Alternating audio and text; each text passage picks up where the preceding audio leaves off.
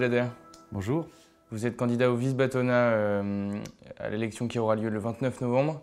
Vous êtes donc évidemment vous-même avocat. Est-ce que vous n'avez pas l'impression de faire partie d'une profession qui est détestée du grand public et qui elle-même n'arrive pas à s'entendre entre elles? L'avocat est un marqueur de démocratie.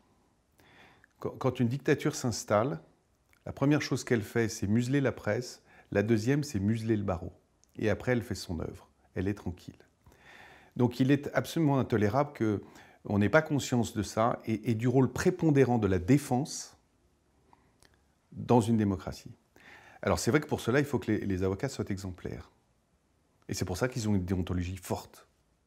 Vous évoquez aussi la détérioration des relations avec les magistrats. C'est très dommageable. Nous sommes les uns et les autres des auxiliaires de justice. Nous avons un programme très précis pour renouer le dialogue, pour faire des stages de longue durée les uns chez les autres, à l'école et plus tard, pour les associer à nos formations permanentes. Et c'est en se parlant, c'est en se rencontrant en dehors des salles d'audience qu'on va renouer ce dialogue, qu'on va réinstaurer cette foi du palais qui est indispensable à l'œuvre de justice.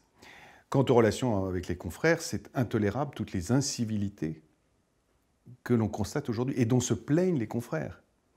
Les lettres officielles, et la non-communication des pièces, les incidents à l'audience. Et là aussi, nous avons un programme très ambitieux, réinstaurer la confraternité. Ça passera par des lieux de dialogue, de rencontres, pour que les avocats réapprennent à se parler et à s'apprécier, à se faire confiance.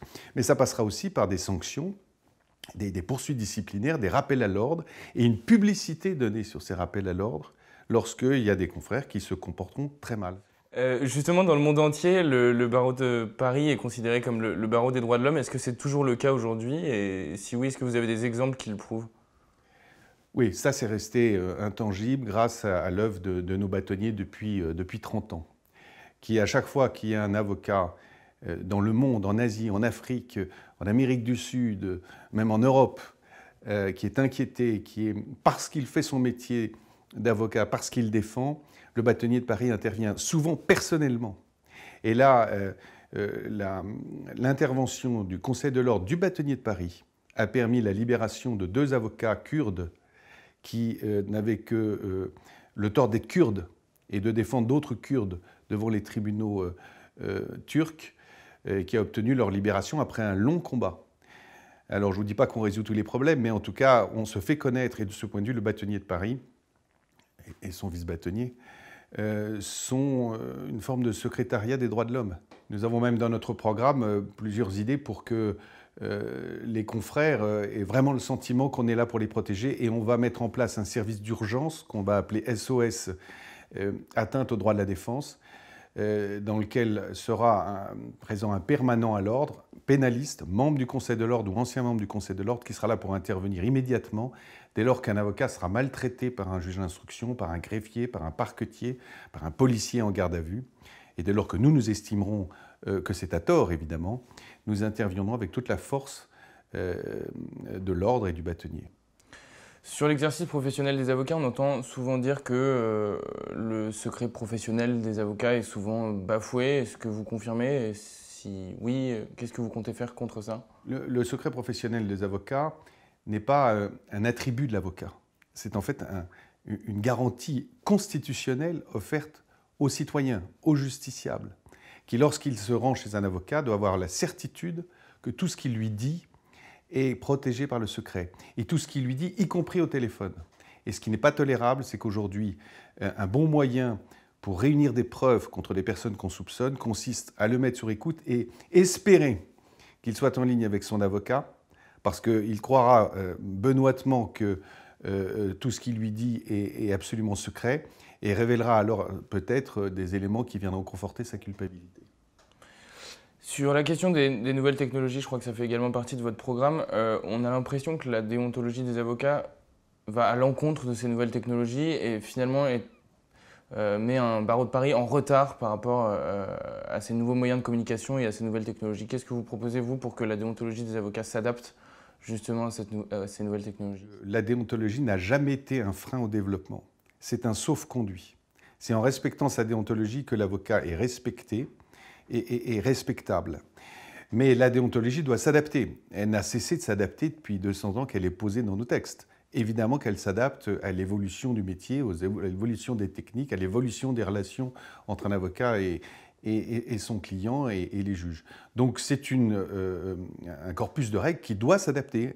Il ne l'est peut-être pas exactement, mais en tout cas nous avons un programme très ambitieux pour que l'avocat prenne toute sa place au sein de la cité, et notamment au regard des nouvelles technologies. Au regard des précédentes élections pour le bâtonnat, il y avait une faible participation de la part des avocats au barreau de Paris à cette élection.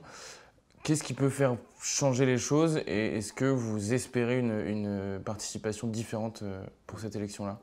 C'est aussi un de nos messages.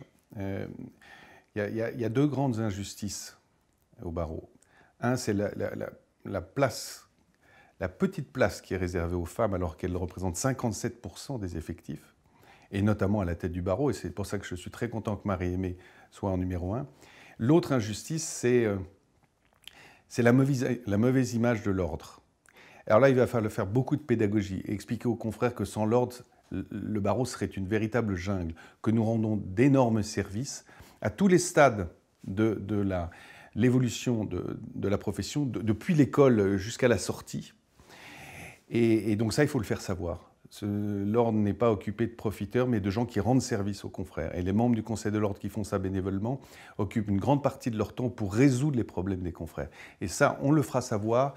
Ça mérite peut-être plus d'efforts de communication. Mais l'ordre est un grand facilitateur de la vie des avocats. Et il faut que ça se sache. Qu'est-ce qui fait la force de votre duo et en quoi vous êtes complémentaires?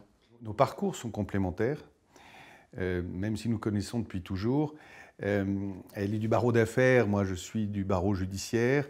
Elle a beaucoup travaillé au sein des instances de la représentation du barreau, au sein des syndicats, et donc elle connaît toutes les questions et souvent les a résolues elle-même, fort des mandats qui lui étaient donnés. Alors que moi, j'ai une fibre judiciaire, droit de l'homiste, je suis très attaché à la déontologie, donc nous venons avec notre complémentarité pour offrir aux confrères toute notre expérience, nos convictions qui sont les mêmes. Et là, par contre, on se rejoint totalement.